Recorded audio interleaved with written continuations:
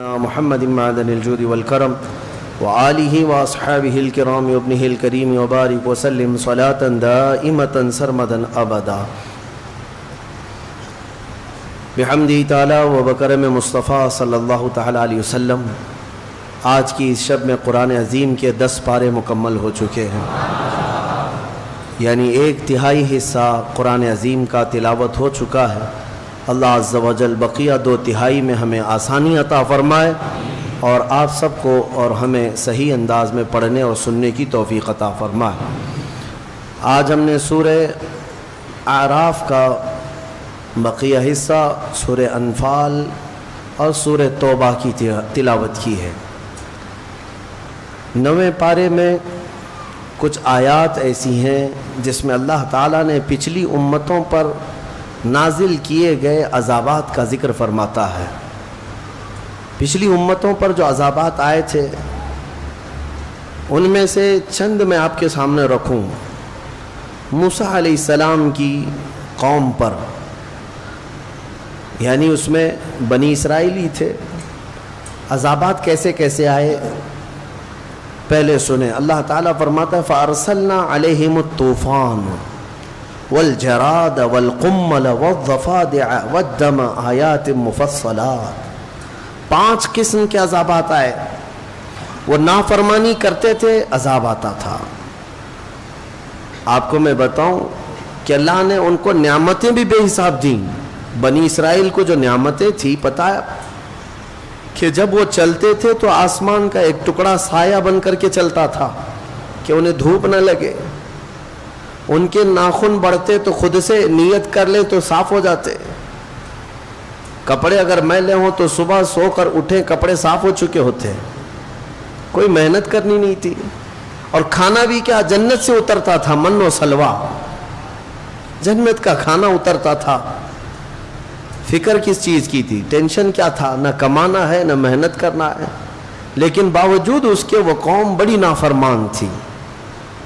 اللہ تبارک و تعالیٰ کے احکام کو ٹالنا، رد و بدل کرنا ان کی عادتیں تھیں۔ جیسے کہ اللہ تبارک و تعالیٰ نے اس قوم پر سنیچر کے دن شکار کرنا حرام فرما دیا۔ سنیچر کے دن وہ لوگ شکار نہیں کر سکتے تھے۔ تو یہ قوم کیا کرتی؟ چالاکی کرتی، مچھلی شکار کرنے کی عادت تھی تو جمعہ کو ہی جا کر کے جال لگا دیتے تھے اور اتوار کو جا کر کے جال لے آتے تھے، جس میں پھنسی ہوئی مچھلیاں سنیچر کو پھنستی تھیں۔ پھر وہ کہتے نہیں، ہم نے تو سنیچر کو شکار ہی نہیں کیا، ہم جمعہ کو جال لگائے تھے اور سنڈے کو نکال لائے ہیں۔ انہی لوگوں کے یہ جو ہیلے بہانے ہیں آج بھی ہماری قوم میں زکوٰۃ دینے کے لیے کچھ کرتے ہیں۔ زکوٰۃ نکالنے کے لیے جب بھاری پڑتا ہے تو ایسے ہی جمعہ سنیچر اور اتوار والے فلسفے پہ کچھ لوگ عمل کرتے ہیں کہ میری زکوٰۃ اس کو دے دیا، اس نے اس کو دے دیا، واپس پلٹ کر کے ادھر ہی آ گئی، میں ہی غریب ہوں۔ تم اگر ہیلے بہانے کرو گے کس کے ساتھ؟ اللہ کے ساتھ۔ یعلم خائنۃ الاعین وما تخفی الصدور، وہ تمہاری آنکھوں کی خیانت کو بھی دیکھ رہا ہے اور دلوں میں گزرنے والے حالات سے بھی وہ خبر رکھتا ہے۔ اس کو دھوکہ دینے کی کوشش مت کرو۔ بہرحال تو یہ جو نافرمان قوم تھی ان پر پہلا عذاب آیا طوفان کا۔ طوفان آ گیا، سیلاب آیا، اتنا کہ ہر چیز بہنے لگ گئی۔ یہ دوڑے دوڑے موسیٰ علیہ السلام کے پاس آئے، توبہ کیا، معافی مانگی، اللہ نے اس عذاب کو ٹال دیا۔ چند دن گزرے تھے کہ پھر اپنی پہلی والی روش پہ آ گئے، نافرمانی۔ پھر ویسے ہی برے اعمال، تو رب تعالیٰ نے دوسرا عذاب ٹڈیوں کا بھیجا۔ ٹڈی، یہ چڈے جو اڑتے ہیں، یہ اس قدر تیز آ گئے، ٹڈیوں کا عذاب ہوتا ہے۔ یہ پورے کے پورے ایک طوفان کی طرح ٹڈیوں کا جھنڈ آ جاتا تھا، نہ وہ کچھ دیکھ سکتے ہیں نہ کچھ پکڑ سکتے ہیں۔ کھانے میں ٹڈیاں، بستر میں ٹڈیاں، ہر جگہ۔ پھر وہ تنگ آ کر کے توبہ کے لیے آئے، توبہ کیا، معافی کی تلافی کی۔ رب تبارک و تعالیٰ نے پھر معاف کر دیا اور عذاب کو ٹال دیا۔ خوشی خوشی رہنے لگے. چند دنوں کے بعد پھر سے مستی, پھر سے وہی نافرمانی. پھر اللہ تبارک و تعالیٰ نے جوؤں کا عذاب بھیجا. جوئیں جو سر میں ہوتی ہیں, اس کا بھی عذاب آیا. یہ کیسے؟ اتنی جوئیں کہ ان کے صرف سر میں نہیں, ان کے کھانے میں, برتن میں, پانی میں, ہر جگہ جوئیں ہیں. وہ ایک لقمہ نہیں کھا سکتے تھے بغیر جوؤں کے. یہ بھی کئی دن تک عذاب چلتا رہا. پھر توبہ کیے, پھر معافی مانگی, اللہ تعالیٰ نے پھر توبہ قبول کیا, پھر معاف کیا. چند مہینے گزرے تھے کہ پھر نافرمانی کیا, پھر اپنی پرانی روش پر آئے. تب رب تبارک و تعالیٰ نے مینڈکوں کا عذاب بھیجا. میں گنا رہا ہوں, آپ توجہ چاہتا ہوں. مینڈکوں کا عذاب ایسے کہ اس قدر مینڈک بھر گئے بستی میں کہ ان کے بستروں پر, ان کے برتنوں پر, ان کے کھانے میں, ان کے پانی میں, ان کے سونے میں, ہر جگہ مینڈک. کوئی بندہ اگر سوتا تو اس کے چہرے پر مینڈک سب چڑھ جاتے تھے. یہ عذاب تھا. دور ایک مینڈک کو دیکھنا اور وہ ہے, لیکن سونے کے وقت 100 مینڈک تم پر چڑھ جائیں تو یہ عذاب ہے. عذاب ہے, کیا کر لو گے آپ؟ پھر وہ آئے. یہاں تک کہ روایتوں میں بتایا گیا کہ وہ لقمہ اٹھاتے تھے کھانے کا, جب ہاتھ میں لیتے تو مینڈک بن جاتا تھا. کھانا نہیں کھا پا رہے تھے. پھر توبہ کیا, اللہ کی بارگاہ میں روئے, معافی مانگی, اللہ نے پھر معاف کیا. مینڈکوں کا عذاب اٹھا لیا گیا, ختم کیا گیا. اس کا مطلب یہ ہے کہ عذاب مولا بھیجتا ہے, لیکن جب جب بندے توبہ کرتے ہیں پھر وہ عذاب کو ٹالتا بھی ہے. وہ غفور ہے, رحیم ہے. پھر اس کے بعد چند مہینوں کے بعد پھر اپنی پرانی روش پر آئے بنی اسرائیل. وہی پرانے کام, وہی نافرمانیاں. تب رب تبارک و تعالیٰ نے خون کا عذاب بھیجا. ہر جگہ خون ہی خون تھا. ان کے کنویں, ان کے ندیاں, ان کے تالاب خون سے بھر گئے. اس قدر خون. ہاں ایک بات اور ہے کہ جو ایمان والے تھے, موسیٰ علیہ السلام کے فرمانبردار غلام تھے, ان پر یہ عذاب نہیں رہتا تھا. وہ مزے میں کھاتے پیتے رہتے تھے, ان پر عذاب نہیں تھا. تو یہ جو نافرمان لوگ ہیں, انہوں نے دیکھا کہ موسیٰ علیہ السلام کے ساتھیوں پر یہ عذاب نہیں ہے, تو جب کھانے کا وقت ہوتا تو دوڑے دوڑے ان کے پاس جاتے ہیں کہ میاں تم اپنا کھانا ہمیں کھلا دو, تمہارے کھانے میں خون نہیں ہے, ہمارے کھانے میں خون ہے. تو وہ مومن بندہ رحم کھا کر اپنے برتن سے کھانا اٹھا کر کے ان کے منہ میں ڈالتا, منہ میں جاتی خون بنتا, پھر خون بن جاتا. یہاں تک کہ وہ اتنے عاجز آ گئے, کہا کہ تم اپنے منہ میں لے لو اور اپنے منہ سے ہمارے منہ میں تھوک دو. وہ مومنین یہ بھی کرتے, پانی لیتے اپنے منہ میں اور پھر ان لوگوں کے منہ میں جب کلا کرتے تو ان کے منہ میں آتے ہی خون بن جاتا. عذاب اللہ کا. کتنے ہیلے بہانے کرو گے بچنے کی. اخذناہم بغتہ, قرآن میں اللہ فرماتا ہے ہم اچانک پکڑ کریں گے, اور جب مولا کی پکڑ ہوتی ہے کوئی نہیں بچ پاتا.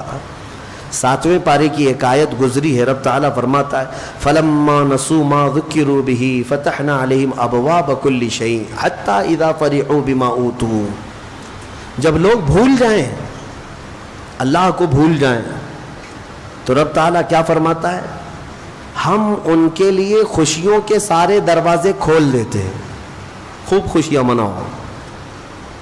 ارے جو رب تعالیٰ کو بھول جائے اس کو خوشیاں دی جاتی ہیں. ہاں مولا فرماتا ہے خوب خوش ہو جائیں, وہ خوب خوش ہو جائیں جو کچھ انہیں دیا گیا ہے. پھر اللہ فرماتا ہے اخذناہم بغتہ فاذا ہم مبلسون, ایک دن ہم اچانک پکڑ کریں گے, پھر وہ سارے ان کے منصوبے دھرے کے دھرے رہ جائیں گے, کچھ نہیں کر سکے گے. تو بہت زیادہ عیاشی کرنے والے اگر یہ سمجھتے ہیں کہ ہم صحیح چل رہے ہیں, دیکھو نماز نہیں پڑھتے پھر بھی ہمارے پاس مال ہی مال ہے, ہم روزہ نہیں رکھتے پھر بھی ہمارے پاس جائیداد ہی جائیداد ہے, تم خام خیالی میں ہو, اللہ نے تمہیں ڈھیل دی ہے. جب بندہ رب تعالیٰ کو بھول جائے تو اللہ پوری دنیا کھول دیتا ہے اس کے لیے, خوشیاں منا لے. کیونکہ اب آخرت میں اس کا حصہ نہیں ہے. جو کچھ موج کرنا ہے مستی کرنا ہے کر لے, پھر اللہ تعالیٰ کی پکڑ آئے گی. تو عذاب جو ہے رب تبارک و تعالیٰ کا یہ بہت سخت ہے. جو اس میں گرفتار ہوا اسے کوئی نہیں بچاتا, اسے کوئی نہیں بچاتا. ایک بات یہ بھی میں بتا دوں کہ اللہ تبارک و تعالیٰ کے یہ عذابات جو آتے رہے, کئی مختلف قسم کے عذابات ہیں. ابھی یہ 5 تو میں نے بتایا. ایک طوفان آیا, پھر اس کے بعد ٹڈیوں کا عذاب آیا, پھر جوؤں کا عذاب آیا, پھر مینڈکوں کا عذاب آیا, پھر اس کے بعد خون کا عذاب آیا. یہ ایک ہی قوم پر الگ الگ قسم کے عذاب آتا ہے. باقی دوسری قوموں پر جو عذاب آتا ہے, شعیب علیہ السلام کی قوم وہ ناپ تول میں کمی کرتے تھے. ہاں, کرانے کی دکان والے اچھی طرح سے سمجھ لیں, یا پھر کوئی بھی جس کے ہاں ناپ تول کرنا ہے ہوتا ہے, تم اگر کانٹے میں گڑبڑ کرتے ہو, ہاں ہو سکتا ہے گورنمنٹ کو دھوکہ دے دیں, گراہک کو دھوکہ دے دیں, اللہ کو نہیں. اور اللہ کو یہ سخت ناپسند چیز ہے. ناپ تول میں کمی کرنا اللہ کو سب سے زیادہ ناپسند ہے. ناپ تول کا مطلب صرف اور صرف یہ وزن کرنے والے گیہوں چاول شکر ہی نہیں, دودھ بھی آیا اسی میں, تیل بھی آیا اسی میں, ناپنے والی چیز بھی, تولنے والی چیز بھی. اور شعیب علیہ السلام کی قوم اس بلا میں گرفتار تھی. ہزار انہیں سمجھایا گیا لیکن وہ باز نہیں آتے تھے. تو جانتے ہیں ان کو گھمنڈ کس بات کا تھا؟ وہ قوم حضرت شعیب علیہ السلام کے ڈرانے پر بھی یہ کہتی تھی کہ ہمیں کچھ ہوتا نہیں ہے, ہمیں کچھ نہیں ہوگا.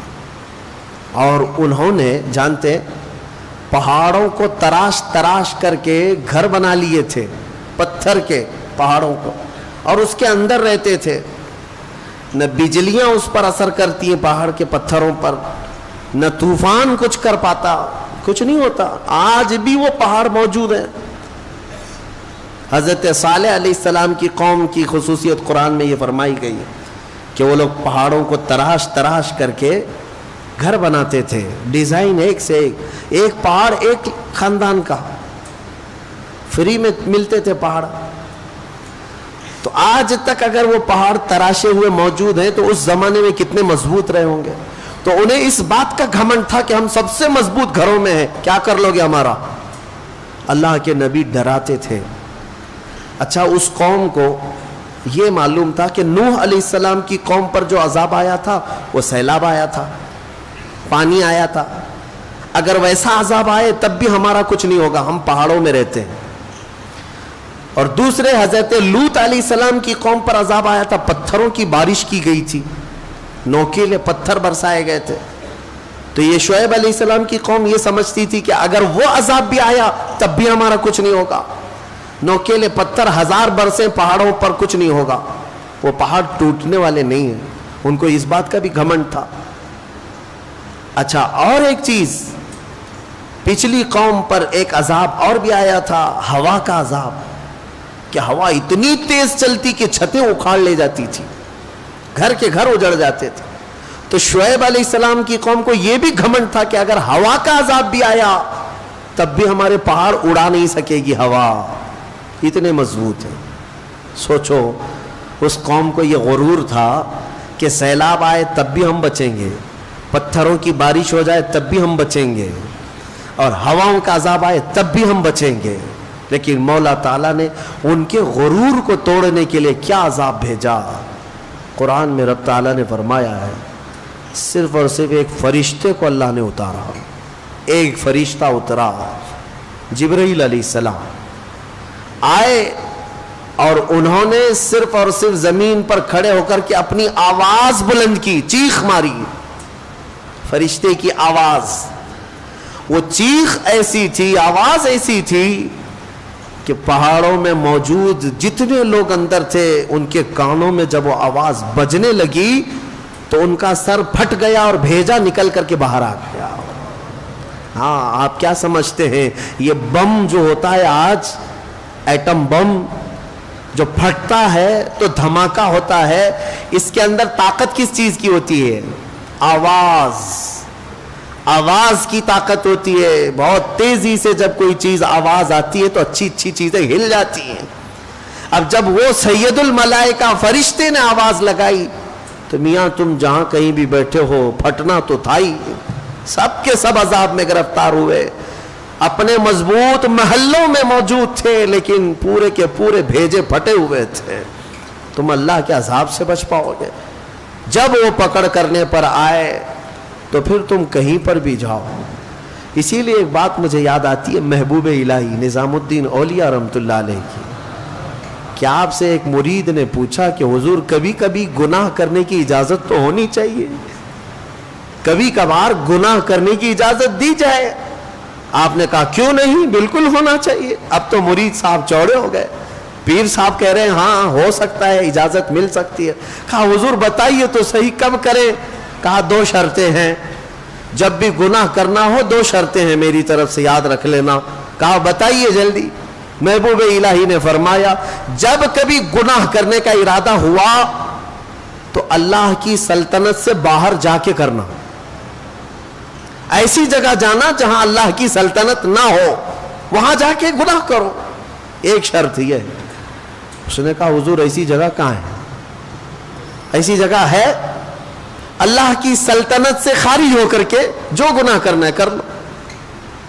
کہا یہ تو ممکن نہیں ہے۔ کہا دوسری کوئی شرط؟ محبوب الہی نے کہا ہاں ایک اور شرط ہے، گناہ کرنے کی خواہش ہو تو اس وقت گناہ کرنا جب تیرا رب غافل ہو، تیرا رب سو رہا ہو۔ کہا دونوں بھی چیزیں ناممکن ہیں، نہ ایک ذرہ اس کی سلطنت سے خارج ہے اور نہ ایک لمحہ کے لیے میرا مولا غافل ہے۔ لا اللہ لا الہ الا هو الحی القیوم لا تأخذہ سنۃ ولا نوم، وہ اللہ ہے جس کو نہ اونگ آتی ہے نہ نیند آتی ہے۔ مولا تعالیٰ ایک لمحے کے لیے بھی غافل نہیں تم سے۔ تب پھر اس نے کہا کہ حضور یہ دونوں ناممکن ہے، تو محبوب الہی نے فرمایا تو پھر شرم آنی چاہیے کہ اسی کی سلطنت میں، اسی کی زمین پر، اسی کا کھا کر اسی کے سامنے گناہ کرے۔ اس سے بڑی بے باکی کیا ہو سکتی ہے؟ اس سے بڑی بے باکی کیا ہے؟ پھر بھی وہ مولا رحیم ہے کہ تمہارے عیبوں کو چھپاتا ہی رہتا ہے، جلدی پکڑ نہیں کرتا، فوراً عذاب نازل نہیں کرتا۔ اب آؤ میں تمہیں پچے کی بات بتانے جا رہا ہوں، ہماری تفسیر کا لب لباب ہے، یہ خلاصہ ہے۔ عذابات تو بہت آئے، عذابوں نے ہلاک کر دیا، زمین کو اٹھا کر کے پلٹ دیا گیا ہے قوم سمود پر، قوم صدوم پر زمین اٹھائی گئی تھی۔ ایک قوم ایسی جن کو اللہ نے بندر بنائے، ایک قوم ایسی جن کو اللہ نے خنزیر بنایا، چہرے بگاڑ دیے گئے، زمین کو کھول دیا گیا، پوری قوم کو دھسا دیا گیا۔ آج بھی بہت ساری جگہ کھدائی میں پرانے شہر ملتے ہیں، ہاں پرانی آبادیاں ملتی ہیں، کسی نہ کسی زمانے میں وہ دھسے ہوئے لوگ ہوں گے، شہر کے شہر نیچے زمین پر دھس گئے ہیں۔ یہ سب عذابات آئے، لیکن ہم نے آج ہی کے بارے میں ایک آیت یہ بھی تلاوت کی کہ کچھ لوگوں نے کہا رسول پاک صلی اللہ تعالی علیہ وسلم کی بارگاہ میں کہ اگر اللہ تبارک و تعالی ہے تو پھر پتھروں کی بارش ہم پر کر دی جائے، ہمیں فامطر علینا حجارۃ من السماء، آسمان سے ہمیں پتھروں کی بارش کر دی جائے۔ رب تعالیٰ نے جواب میں کیا فرمایا؟ اللہ تعالیٰ نے فرمایا وما کان اللہ لیعذبہم وانت فیہم، اب اللہ وہ ایسا عذاب نہیں نازل کرے گا اس لیے کہ ان کے بیچ میں میرا محبوب آرام کر رہا ہے، وانت فیہم، اے رسول آپ ان کے بیچ میں ہیں، عذاب ویسا نہیں آئے گا۔ اے مسلمانوں، کیا آج گناہ ویسے نہیں ہو رہے ہیں؟ ناپ تول میں کمی کرنے والے ہر شہر میں ملیں گے، لوط علیہ السلام کی قوم کا گناہ کرنے والے ہر شہر میں ملیں گے، نوح علیہ السلام کی نافرمان قوم کے بہت ساری مثالیں ہر شہر میں ملیں گی، موسیٰ علیہ السلام کی نافرمان قوم کے کئی نافرمانیاں آج بھی ملیں گی۔ پچھلے گناہ تو ہو ہی رہے ہیں لیکن عذاب ویسے نہیں آ رہے۔ کسی کو خنزیر بنایا گیا، کسی کو بندر بنایا گیا، کیا پتھروں کا عذاب نازل ہوا؟ نہیں ہوا۔ کیوں نہیں ہوتا ہے؟ اس لیے کہ قرآن کہتا ہے ویسا عذاب اب نہیں آئے گا، اس لیے کہ اللہ کا رسول ان کے درمیان آرام فرما، محبوب کائنات ہے۔ اے مومنوں فخر کرو جتنا چاہو، اس لیے کہ اس رسول کی برکت سے اللہ نے بہت سے عذابات ہم سے دور کر دیے، بہت سے عذابات ٹال دیے۔ یہ رسول کریم صلی اللہ علیہ وسلم کی برکت صرف مومنوں کے لیے نہیں، یہاں پر موجود دنیا میں کافر، مشرک، مرتد، ملحد جتنی قومیں ہیں سب بچے ہوئے ہیں رسول پاک کی وجہ سے، سب بچے ہوئے ہیں میرے مصطفیٰ کی وجہ سے۔ نبی آخر الزمان صلی اللہ تعالی علیہ وسلم کا ہمارے درمیان ہونا یہ کتنا بڑا رحمت کا سبب ہے۔ اے میرے عزیزو، اس لیے میں کہتا ہوں کہ کم از کم تمہیں اگر اپنی ویلیو معلوم ہو جائے، تمہیں اپنی حیثیت معلوم ہو جائے کہ تم کون ہو، تو پھر ادھر ادھر منہ کبھی نہیں مارو گے، ادھر ادھر ہاتھ کبھی نہیں پھیلاؤ گے، اس کے نگر ڈگر دیکھو گی بھی نہیں، کیونکہ تمہاری حیثیت کیا ہے تمہیں پتہ چل جائے۔ تمہیں اندازہ بھی نہیں ہے کہ اللہ نے تمہیں کون سی قوم میں پیدا کیا۔ اے عزیز مسلمانوں، اللہ نے اس امت میں پیدا کیا تمہیں جس میں پیدا ہونے کی تمنا پچھلے نبی بھی کیا کرتے تھے، بنی اسرائیل کے انبیاء دعا کرتے تھے۔ تم کو بغیر مانگے اللہ نے اس امت میں پیدا کیا، مانگ کے آئے تھے دنیا میں، بغیر مانگے پیدا کیا ہے۔ حضرت سفیان ثوری رحمۃ اللہ علیہ سے ایک روایت ہے، کتنی پیاری بات وہ کہتے ہیں، ارشاد فرماتے ہیں کہ اے رسول پاک کے امتی، جب تجھے یہ معلوم ہے کہ تیرے بغیر مانگے اللہ نے تجھے اپنے محبوب کی امت میں بنایا، تو کیا وہ تیرے مانگنے پر اپنی جنت نہیں عطا کرے گا؟ مانگنا ہی نہیں چاہتا، مانگنے کی عادت بھی چھوٹ گئی تمہاری۔ بہرحال میرے عزیزو، عذابات نہیں آتے آج تو اس لیے نہیں کہ تم نیک ہو، عذابات اس لیے نہیں آتے اس لیے نہیں کہ ہم بہت بڑے عبادت گزار ہو گئے، عذابات اس لیے نہیں آتے کہ ہمارے رسول کی رحمت ساتھ میں ہے۔ اور پھر میں یہ بات کہوں گا، حضور پاک صلی اللہ تعالی علیہ وسلم کا بھی یہ احسان ہے ہمارے اوپر، حضور کا یہ احسان ہے ہمارے اوپر کہ ہمارے درمیان آرام کر رہے ہیں۔ تم کتنے خوش قسمت ہو، جب چاہو میرے مصطفیٰ کی حاضری کے لیے مدینے جا سکتے ہو۔ یہ سب کو میسر نہیں ہے، فرشتوں کو بھی میسر نہیں ہے، فرشتوں کی بھی باری لگا دی گئی ہے وہاں جانے کے لیے، ان کی عمر میں ایک ہی بار باری آتی ہے۔ تم فخر کرو، جب چاہو میرے مصطفیٰ کے دربار میں جا سکتے ہو۔ اور اگر کوئی غریب ہے جا نہیں سکتا تو جہاں سے رویا وہیں مصطفیٰ تشریف لائے، جہاں سے پکارا وہیں میرے آقا آ گئے۔ یہ میرے آقا کی رحمت نہیں ہے تو اور کیا ہے؟ حضور پاک کی رحمت ہے کہ وہ ہمارے درمیان ہے۔ اسی لیے شاعر نے کہا تھا، وہ ہر عالم کی رحمت ہے، کسی عالم میں رہ جاتے۔ وہ جنات کے لیے رحمت ہے کہ نہیں ہے؟ وہ فرشتوں کے لیے رحمت ہے۔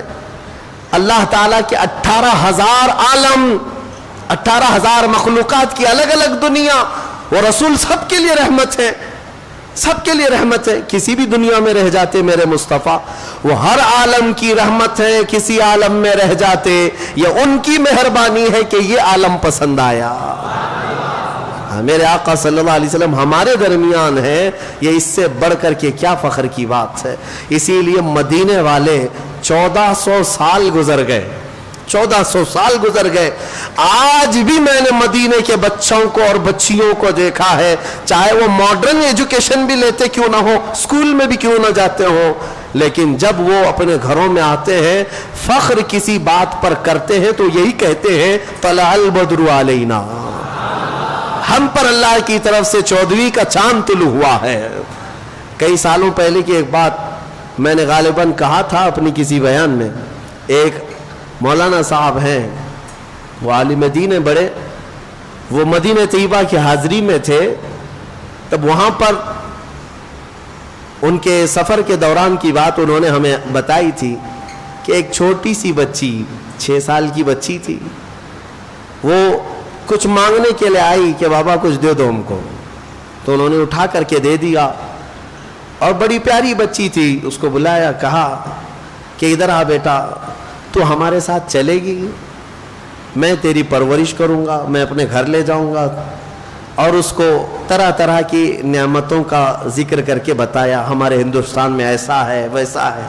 بچی خوش ہو گئی، بچی خوش ہو گئی، کہا کہ میں چلوں گی آپ کے ساتھ، میں اپنی اماں کو بتا دیتی ہوں، میں اپنی ماں کو بتا دیتی ہوں۔ یہ مذاق میں چلی ہوئی بات سیریس ہو گئی۔ اس عالم دین نے یہ سوچا کہ بچی راضی ہے، اس کی ماں سے بات کرے، شاید ہو سکتا ہے یہ بچی مجھے مل جائے۔ ان کے گھر شاید اولاد نہیں تھی یا جو بھی ہے۔ اس کی ماں غریب تھی۔ بچی نے جب یہ کہا کہ میں ان کے ساتھ جاتی ہوں، ضد کرنے لگی، کہا کہ ایسا ہوتا نہیں ہے۔ بہرحال شام کا وقت تھا، مسجد نبوی کے باہر اس عالم دین سے وہ بچی پوچھتی ہے کہ بابا جان آپ لے کے جائیں گے، یہ ہرا گنبد ہندوستان میں ہے؟ جہاں آپ لے جاؤ گے یہ گنبد ہے؟ اس عالم دین نے کہا بیٹا یہ ایک ہی ہے، کہیں اور نہیں ملے گا، یہ یہی ہے۔ تب وہ ہاتھ جھٹک کر کے بھاگتی ہے، کہتی ہے میں یہاں سے کہیں نہیں جا سکتی، اگر یہ ہے تو آؤں گی، نہیں تو نہیں آؤں گی۔ 6 سال کی بچی کا یہ جذبہ ہے۔ وہ میرے مصطفیٰ کے قدموں سے جدا ہونا آج بھی نہیں پسند کرتے۔ میرے عزیزوں، میں تمہیں یہی بتانا چاہتا ہوں، اگر ہمارے پاس فخر کی سب سے بڑی کوئی چیز ہے تو وہ نسبت مصطفیٰ ہے۔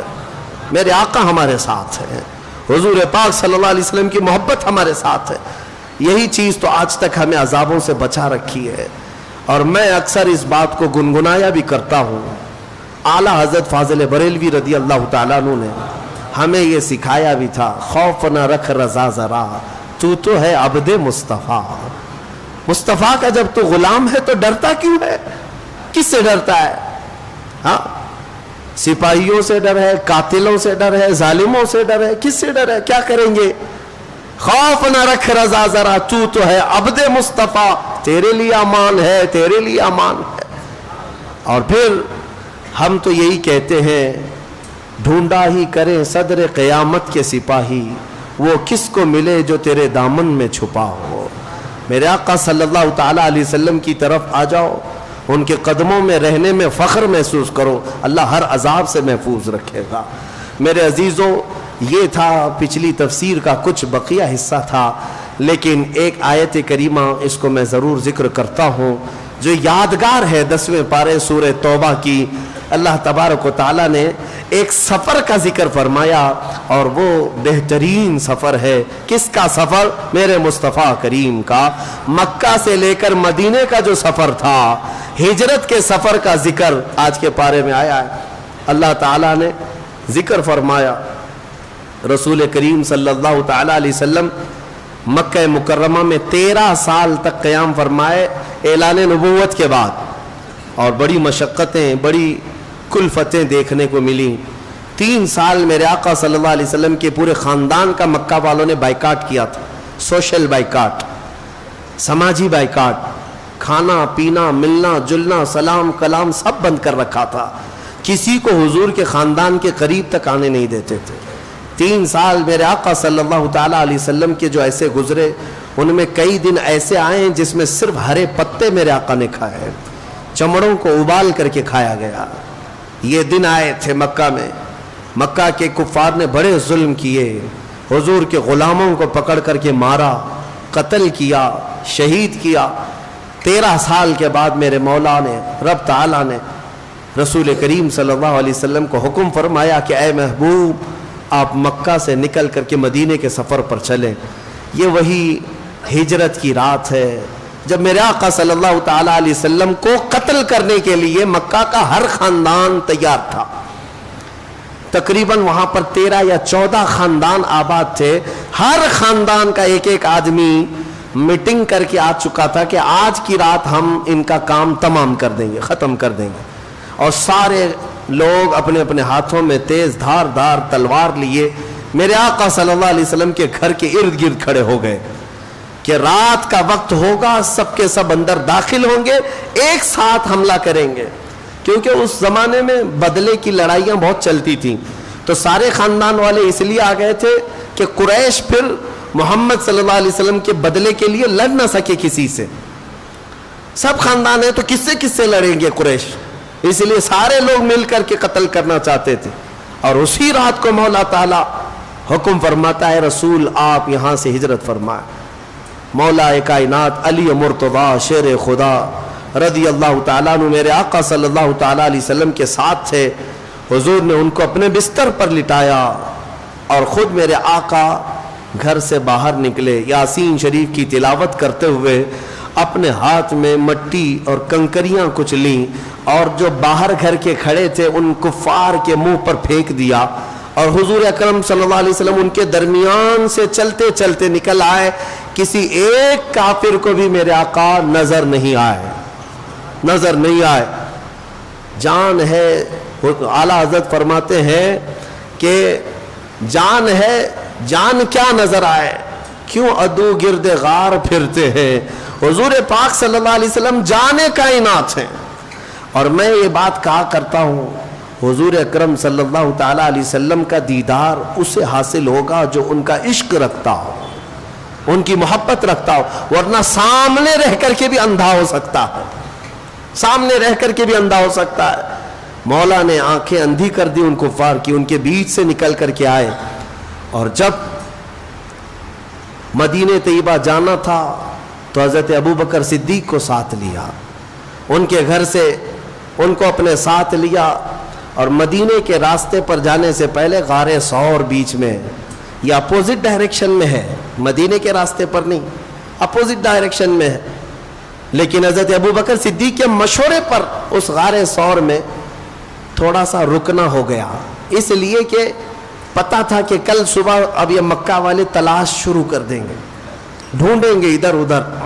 اور وہ سب کو پتا تھا مکہ والوں کو کہ محمد صلی اللہ علیہ وسلم اگر کہیں جا سکتے ہیں تو مدینہ ہی، کیونکہ مدینے والے پہلے ہی بہت سارے ایمان لا چکے تھے. مدینے والے بہت سارے حضور کے جانے سے پہلے ایمان لائے ہوئے تھے. مدینے میں اسلام کی بہاریں آ چکی تھی. جو مکہ آتے تھے، حج کے لیے آتے تھے، میرے آقا کے ہاتھوں پر بیعت کرتے اور مدینے واپس جاتے تھے. تو غار ثور میں میرے آقا صلی اللہ علیہ وسلم نے قیام فرمایا. وہ غار آج بھی موجود ہے، 5000 فٹ اونچے پہاڑ، 5000 فٹ اونچا پہاڑ، اس پر ایک غار ہے جہاں صرف 2 لوگوں کے بیٹھنے کی جگہ ہے آج بھی. اور روایتیں بتاتی ہیں میرے آقا صلی اللہ تعالیٰ علیہ وسلم غار ثور پر جب چڑھنے لگے تو صدیق اکبر کو دیکھا نہ گیا. حضور اتنی بلندی پر پیدل جائیں گے، تھکان کے آثار ہیں. صدیق اکبر نے اپنے کندھے پیش کیے، یا رسول اللہ آپ میرے کندھوں پر سوار ہوں، آپ کا غلام لے کر کے اوپر چڑھے گا. میں آپ کو بتاتا ہوں تم پانی کی ایک بوتل لے کر کے اوپر تک جا نہیں پاؤ گے. ہاں سفر بڑا کٹھن ہے. وہ ہم گئے، بہت سخت لگتا ہے، کوئی چیز اپنے پاس نہیں ہونی چاہیے، ایک تھیلی بھی لے جانا مشکل ہو جاتا ہے. لیکن صدیق اکبر کے مقام کو کون جانے جن کے کندھوں نے بار نبوت کو اٹھایا، بار نبوت کو اٹھایا.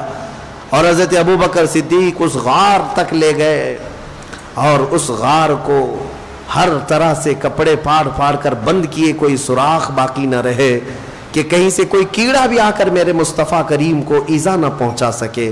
ایک عاشق کی جانثاری اور ناموس رسالت کی حفاظت کسے کہتے ہیں وہ صدیق اکبر کی ذات سے سمجھ میں آتا ہے. حضرت ابوبکر صدیق کی ذات سے سمجھو، سب کچھ حفاظت کے ساتھ رکھا، پھر بھی ایک سوراخ باقی رہا تو اپنا پیر اس پر لگا کر حضور پاک صلی اللہ تعالیٰ علیہ وسلم کے آرام کے لیے اندر بلایا.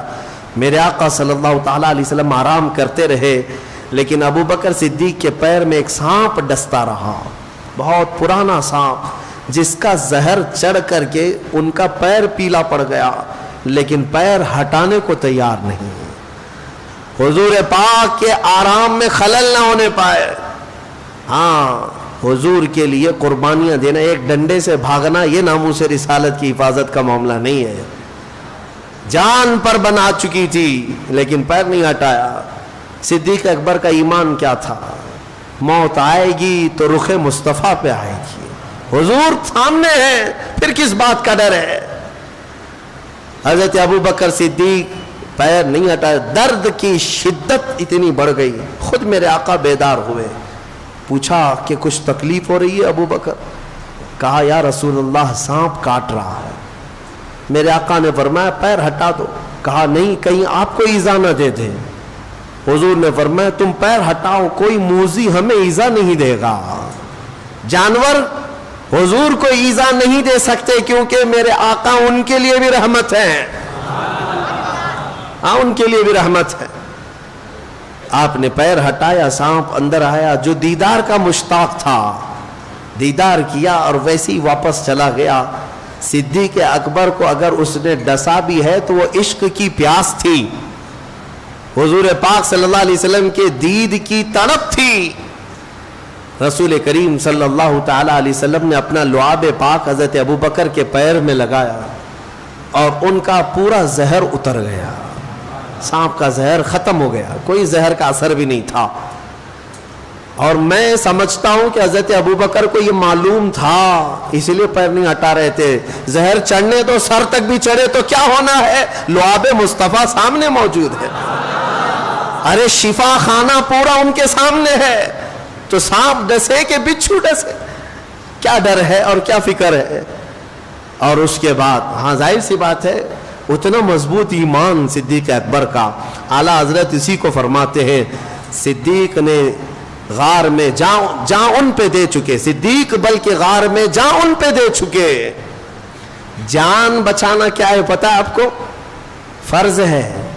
جان بچانا کیا ہے؟ فرض ہے. اور یہ سارے فرائض میں سب سے بڑا فرض ہے. ارے جان ہے تو نماز پڑھو گے, جان ہے تو زکوٰۃ دو گے, جان ہے تو حج کرو گے. سارے فرض بعد میں, جان بچانا پہلا فرض ہے. لیکن حضرت ابو بکر نے وہ سب سے اعلیٰ فرض کو بھی نچھاور کر دیا میرے مصطفیٰ کی نیند پر, حضور کی نیند پر. اعلیٰ حضرت فتاوی رضویہ شریف میں ایک پیاری بات نقل فرماتے ہیں. کہتے ہیں کہ اگر دو فرض ایک ساتھ جمع ہو گئے تو کون سے فرض پہ عمل کرنا چاہیے؟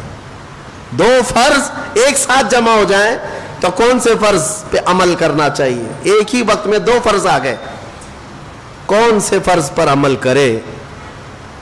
جیسے حضرت ابو بکر صدیق کے اوپر دو فرض آ گئے تھے, ایک اپنی جان بچانا بھی فرض تھا اور ایک مصطفیٰ کا احترام کرنا بھی فرض تھا. حضور کی عزت کرنا فرض ہے یا نہیں؟ دو فرض ایٹ اے ٹائم ایک ہی وقت میں آئے تو اعلیٰ حضرت فرماتے ہیں تو پھر دیکھا جائے گا کیٹیگری, کون سا فرض اعلیٰ درجے کا ہے اور کون سا فرض ادنا درجے کا ہے. جو اعلیٰ درجے کا ہوگا اس پر عمل کیا جائے گا, ادنا درجے کا ہوگا چھوڑ دیا جائے گا. تو حضرت ابو بکر صدیق نے دونوں فرضوں کو دیکھا اور اس کے بعد فیصلہ کیا اعلیٰ درجے کا فرض تو حضور کی عزت کرنا, جان بچانا اعلیٰ درجے کا فرض نہیں. یہاں جب بات آئے تو اعلیٰ درجے کا فرض کیا ہے؟ رسول کی عزت کرنا. صدیق بلکہ غار میں جان ان پہ دے چکے, اور حفظ جان تو جان فروز غرر کی ہے. اور اسی طرح مولا علی نے واری تیری نیند پہ نماز, وہاں پر بھی دو فرض ہو گئے تھے نا. حضرت علی کے زانو پر بھی حضور ایک دن آرام کر رہے تھے, عصر کی نماز حضرت علی نے نہیں پڑھی تھی, سورج ڈوب گیا. پتہ ہے نا وہ کیا؟ اور سنیوں کو نہ پتہ ہو تو کسے پتہ ہو؟ ہاں میرے آقا کے معجزے اگر سنیوں کو نہیں معلوم, حیرت کی بات ہے. تو حضرت علی کے اوپر دو فرض آ گئے تھے. ایک عصر کی نماز پڑھنا ہے. عصر کی نماز فرض ہے کہ نہیں ہے؟ ارے پانچوں نمازوں میں سب سے اعلیٰ نماز عصر کی ہے, بیچ والی نماز, اس کا مقام بڑا ہے. عصر کی نماز بھی فرض, اور حضور آرام کر رہے ہیں, حضور کی عزت بھی فرض. ایک ہی ٹائم میں دو فرض آ گئے. مولا علی نے بھی دیکھا, کمپیئر کیا. اب یہاں کون سا اعلیٰ درجے کا فرض ہے اور کون سا ادنا درجے کا فرض؟ مولا علی نے بھی عمل کر کے دکھایا. عصر کی نماز جاتی ہے تو جائے, رسول کی نیند کا احترام کرنا یہ اعلیٰ درجے کا فرض ہے. مولا علی نے واری تیری نیند پر نماز, وہ بھی نماز عصر جو سب سے اعلیٰ خطر کی ہے. پھر اعلیٰ حضرت اخیر میں بیان کرتے ہیں تو نے انہیں جان اور انہیں پھیر دی نماز. حضور نے کیا ان دونوں کو نہیں دیا؟ صدیق اکبر کو ان کی جان لوٹائی کہ نہیں لوٹائی؟ اور حضرت علی کو ان کی نماز لوٹائی کہ نہیں لوٹائی؟ حضور نے کسی کا کچھ باقی نہیں رکھا. صدیق اکبر نے اپنی جان دے دی لیکن میرے آقا نے صرف لعاب لگا کر ان کی جان لوٹا دی. حضرت علی نے نماز چھوڑ دی, حضور بیدار ہو کر انگلی سے پلٹا کر ان کے لیے عصر کی نماز کا وقت قائم کرا دیا. تو نے انہیں جان اور انہیں پھیر دی نماز, پر وہ تو کر چکے جو کرنی بشر کی ہے. ثابت ہوا کہ جملہ فرائض فروع ہے, اصل الاصول بندگی استاجور کی ہے. اصل الاصول بندگی استاجور کی ہے. جو میں ختم کرتا ہوں اپنی بات کو کہ غار ثور میں ایک واقعہ جو پیش آیا, قرآن کہتا ہے اذ اخرجہ الذین کفروا ثانی اثنین اذ ہما فی الغار اذ یقول لصاحبہ لا تحزن ان اللہ معنا. یہ آیت کریمہ ہے. ایک وقت ایسا آیا کہ کفار و مشرکین ڈھونڈتے ڈھونڈتے غار تک بھی پہنچ گئے. ان کے پیر نظر آنے لگ گئے حضرت ابوبکر صدیق کو. حضرت ابوبکر صدیق کے سینے میں خوف ہو گیا کہ پورے کے پورے یہ قاتل بپھر کر کے آ گئے, ہم دو ہی ہیں یہاں پر, اور غار کے قریب آ گئے. وہ پیروں کے نشان دیکھ کر کے آئے ہوں گے یا کسی بھی طرح سے وہاں تک پہنچ گئے. اب ڈرنے لگے حضرت ابوبکر. تو جانتے ہیں میرے آقا نے ان کے سینے پر ہاتھ رکھا اور ایک جملہ فرمایا, لا تحزن ان اللہ معنا. ابو بکر مت گھبرا, اللہ ہمارے ساتھ ہے. مت گھبرا, اللہ ہمارے ساتھ ہے. میں اکثر یہی کہتا ہوں, اے مسلمانوں, یہ جملہ اتنا پاورفل ہے, اتنا پاورفل ہے. کروڑوں جھوٹے کسی اور کے ساتھ ہوں مگر اللہ ہمارے ساتھ ہے. اللہ ہمارے ساتھ ہے. اس بات پر یقین کے ساتھ چلو, دیکھو تمہارا ایمان کتنا مضبوط ہوتا ہے. ایمان کتنا مضبوط ہوتا ہے. ہم نے دیکھا ہے کہ جس کے ہاں ایمان آ جائے تو پھر وہ دنیا کے خوف سے بھی آزاد ہوتا ہے. میاں بڑے بڑوں کی بات تو چھوڑے, ابھی ماضی قریب میں ایک برقع پوش خاتون نے 40 کتوں کو صرف اللہ اکبر سے بھگایا تھا. 40 کتے بھاگ گئے. کس بات پر؟ کچھ بھی نہیں. نہ اس لڑکی کے پاس, اس خاتون کے پاس چھری نہیں ہے, چاقو نہیں ہے, بلیڈ نہیں ہے, کچھ نہیں ہے, لیکن اللہ اکبر میں اتنی تاثیر ہے. لا تحزن ان اللہ معنا.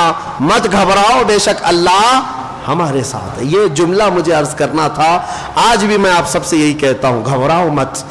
اور ہم بچپن میں طغروں پر ایک شعر پڑھتے تھے, اکثر گھروں کے باہر چوکھٹوں پر یہ لگایا جاتا تھا, اور اب تو یہ سب رواج بھی ختم ہو گیا.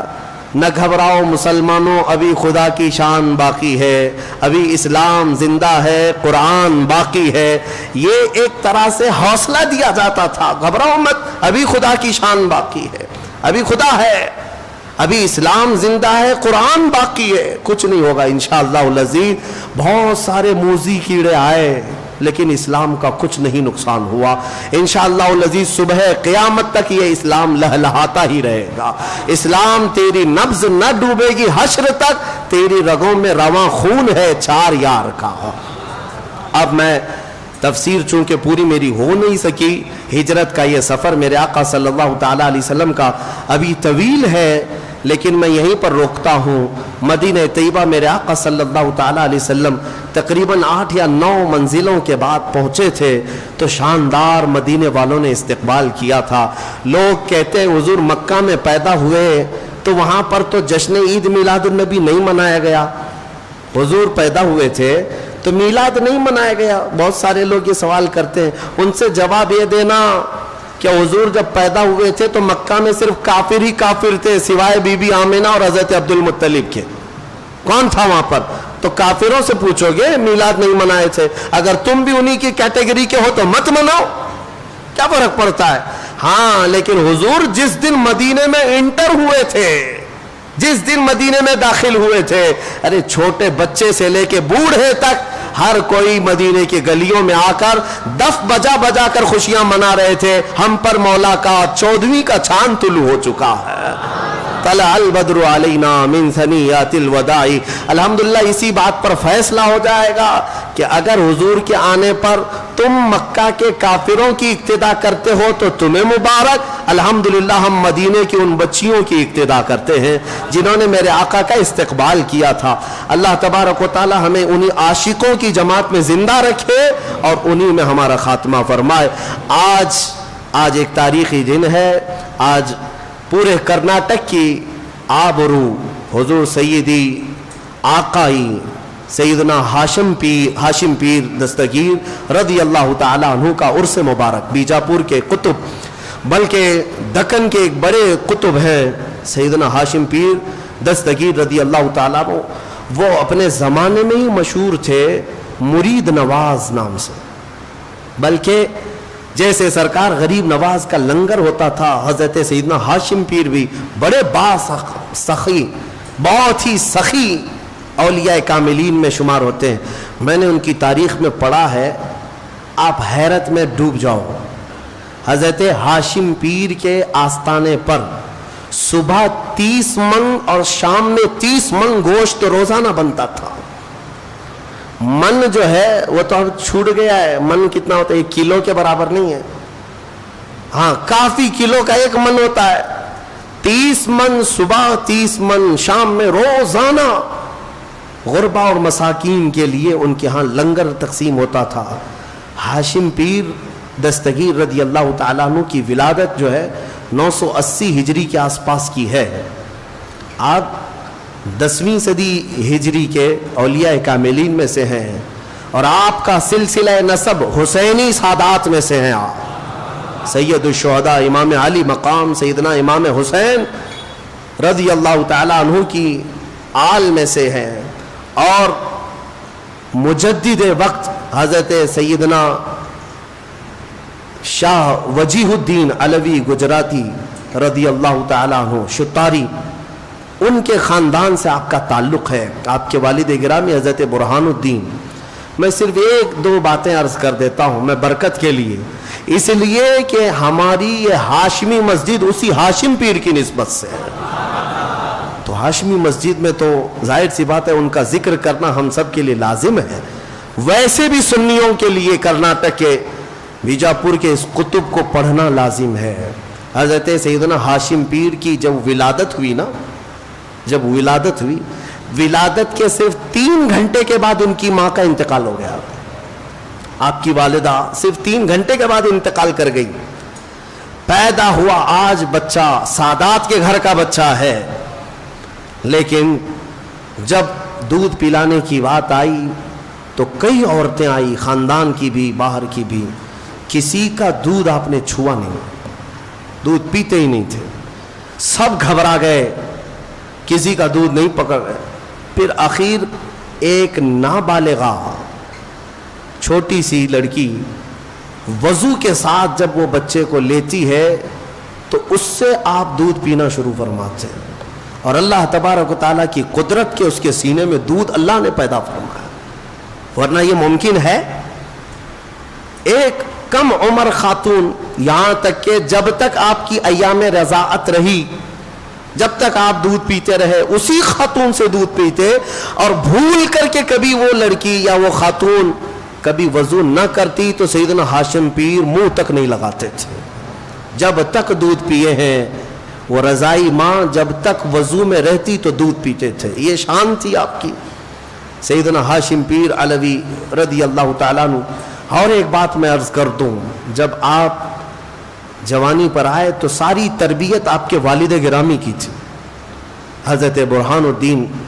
آپ نے ان کو سارے علوم پڑھائے اور اس کے بعد ایک وصیت کی, کہا کہ بیٹا میں نے جو کچھ بھی رکھا ہے اس پر فخر مت کرنا, بلکہ تو اولیاء کی نسبت پر فخر کرنا.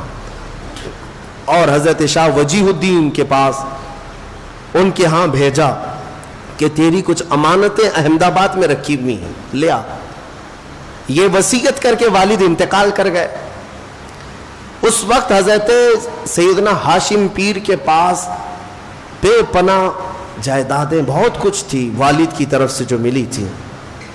جب والد کا انتقال ہوا اور آپ کو سفر پر جانا تھا, ایک دن میں ساری جائیداد, سارا مال, سب کچھ خیرات کر دیا, سب تقسیم کر دیا. کسی چیز کے مالک نہیں رہے, سب لٹا دیا. اور تنہا سفر پر گئے. سفر پر وہ امانتیں لے کر کے آئے، جو خرقہ تھا، جو آپ کو سلسلے کے تبرکات تھے، وہ سب لے کر جب بیجاپور تشریف لائے. ایک وقت ایسا آیا کہ ایک بزرگ حضرت خانہ وہ آئے اور وہ بڑی عمر کے تھے. حضرت ہاشم پیر سے گلے ملتے اور کہتے میں آپ کے والد کا قریبی دوست ہوں، آپ کے والد کا قریبی دوست ہوں، میں آپ کو ایک راز بتا دوں. کہا فرمائیے.